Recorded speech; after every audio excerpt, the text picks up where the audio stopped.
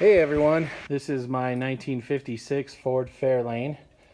The engine that's in it is a 1968 Ford Thunderbird motor. It's the Ford 390 FE and it has the matching transmission.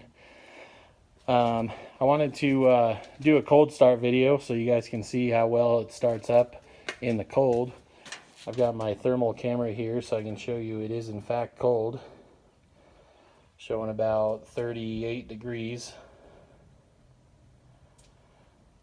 So yeah, just wanted to do that. So here we go.